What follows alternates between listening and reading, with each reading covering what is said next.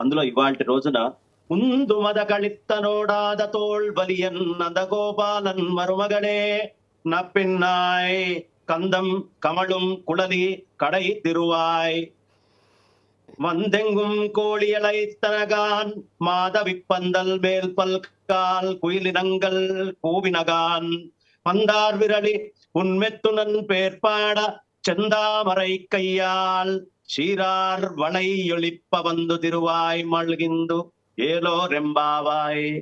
ఇవాళ ఆ నీలాదేవిని ప్రత్యేకంగా తీసుకొని వస్తూ అమ్మా ఏనుగులతోటి పోరాడగలిగినటువంటి వాడు, మద ఏనుగు లాంటి బలమైనటువంటి వాడు, అనేకమైనటువంటి మద ఏనుగులు కలిగిన వాడు అయినటువంటి ఆ అద్భుతమైనటువంటి ఆ స్వామి బలము శత్రువుల్ని చూసి ఎప్పుడు వెనక్కి వెళ్ళనటువంటి వాడు అయిన ఓ నందగోపుని కోడలా, అమ్మా నందగోపుని కోడలా, సుగంధం వెలజల్లుతున్న కేశపాశము గల ఓ నీలాదేవి, తలుపు గడియ కొంచెం తెరువమ్మా అని కడై తిరవాయ్, ఆ తలుపు గడియ కొంచెం తెరువు అని ప్రార్థిస్తారు. ఇవాళ నిజంగా ఉత్తర ద్వార దర్శనంలో మనం అందరం కూడా కోరుకోవాల్సింది ఆ స్వామి మన లోపల ఉండేటటువంటి ఆ అజ్ఞానం అనేటటువంటి తెర అనే దాన్ని తలుపు కింద తీసేయాలి. త్యాగరాయ స్వామి వారు చెప్పినట్టు, తెర తీయగరాదా లోని తెర తీయగరాదా, నాలోని మదమత్సరమను తెరదీయగరాదా, నాలో ఉండే మదమత్సరం అనే తెరదీయాలయ్యా. తీయాలంటే ఆ నీలాదేవి ఒక్కసారి గడిదరిస్తే, అమ్మా నీ బావ అయినటువంటి ఆయన గురించే కదా నువ్వు బంతులాడుతూ రకరకాలుగా చిన్నప్పటి నుంచి ఆటపాటలతో ఉన్నావు,